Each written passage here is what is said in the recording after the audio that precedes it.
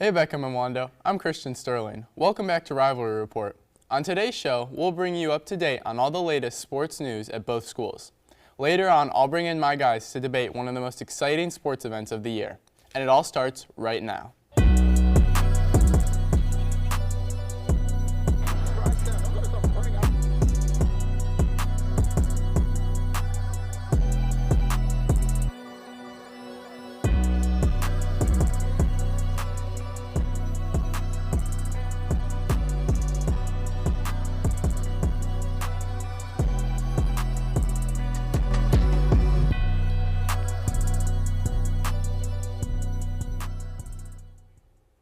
First off, I'd like to congratulate all of our Wando and Beckham all-region players.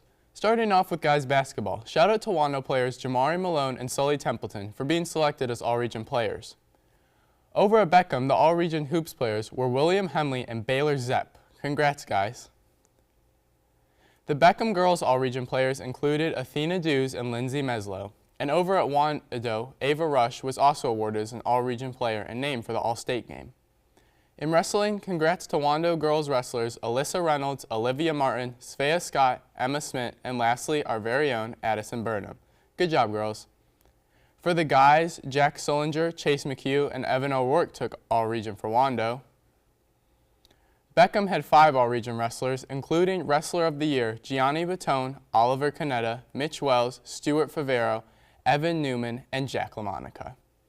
One last time, congrats to all Beckham and Wando all-region wrestlers and basketball players. Now let's get to the girls' basketball playoffs. At Beckham, the ladies were able to get past the first round, beating Saukesty, but lost in the second round to Goose Creek. Over at Wando, however, I'd like to congratulate the girls on winning the lower state championship. They beat Lexington 53-52 in a thriller and moved on to the state championship against the Blythewood Bengals on Friday, March 6th. Unfortunately, they fell to the Bengals 68-44. The girls were led by seniors Ava Rush and Malaya Mazik to fuel an amazing playoff run in their last year at Wando. Even after a tough loss, the girls had an incredible season, and all of us here in the studio are so proud. Here's Wando girls basketball coach Emery on his team this year. We were a special group. I mean, we have really good athletes on this team, and we have for the last 11 years I've been here. We've gotten to this game, this was our 3rd time. Sometimes the ball bounces your way, sometimes it doesn't, but I think the difference in this team was in that game against Lexington in the lower state championship game, we didn't show any quit. We stayed poised, we stayed focused on our goal, we wanted to get to the next level. Nobody was focused on anything outside of that. Thanks, Coach. On to the next sport with baseball.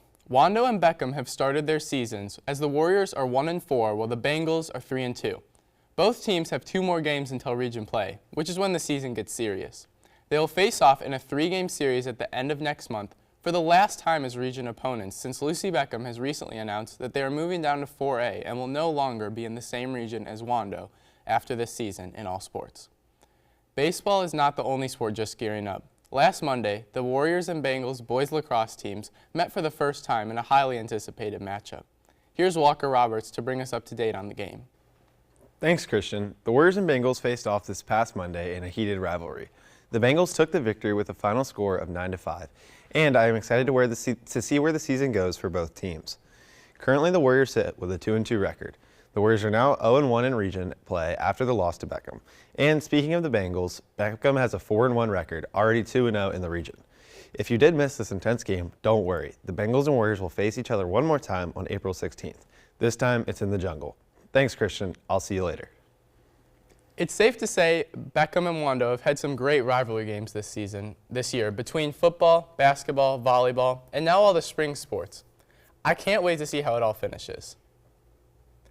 Switching gears now, I'd like to bring in my guys Jaden Archer, Wesley Youthon, and Walker Roberts to discuss the top March Madness topic as the bracket is now complete.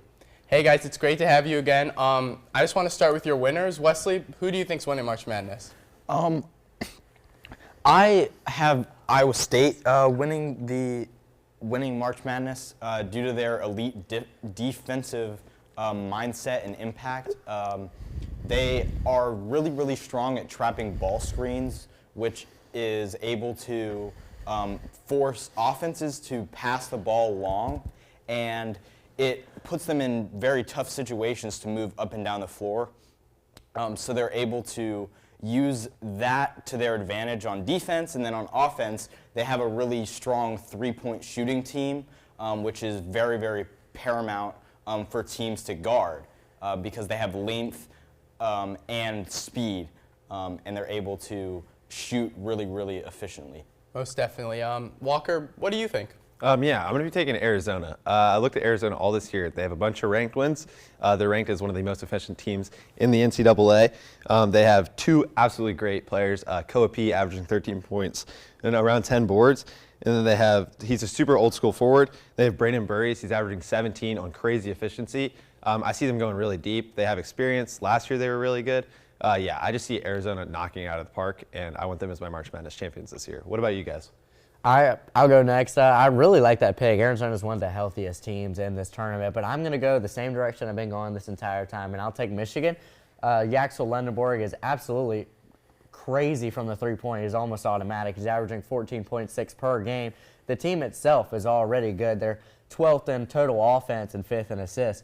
So I think when you take it, exactly what I've been talking about. You're able to get the ball around. You have Mara second in blocks.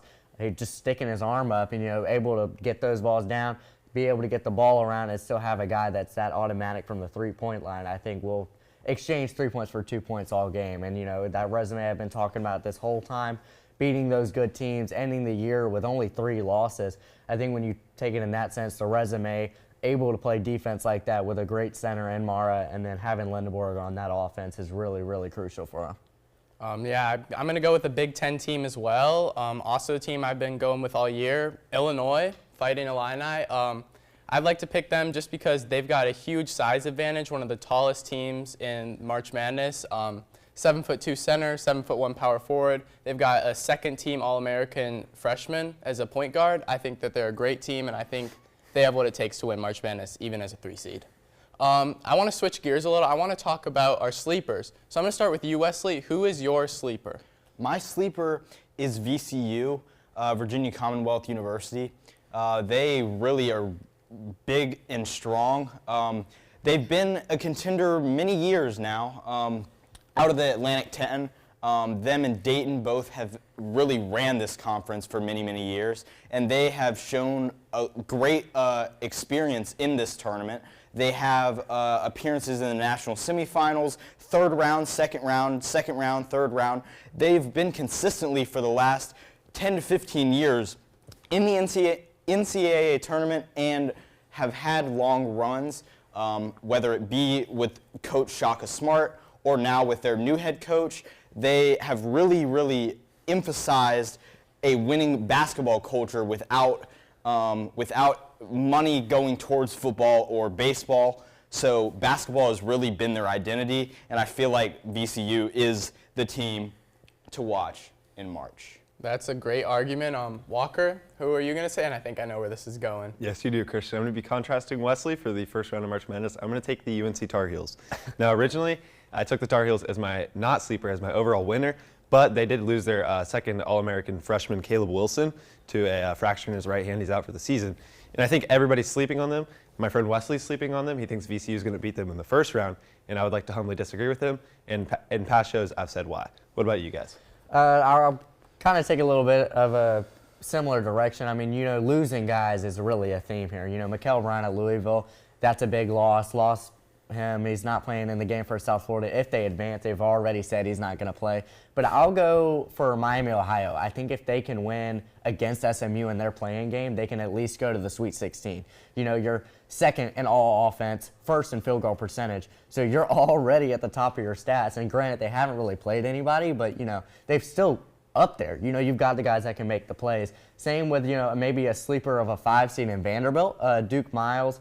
He's doing good, third in assists or so. So I think we do have a bunch of good options that can make a run. Yeah, I got to agree with you. I'm going with USF as well. Well, not as well, but I'm going with USF because of Mikael Brown Jr. being injured. But that's all I have to say. We'll talk about it more on the podcast. And thank you all for joining me, and thank you all for watching. Before we go, I would once again like to announce that Rivalry Report now has a podcast. We'll let you know on our Instagram soon when you can watch it at ECSN_Rivalry Report. Or if y'all just want to listen on the go, we'll have an audio version as well. That's all for today's show. Once again, thank you all for being here. Signing off for Rivalry Report, I'm Christian Sterling.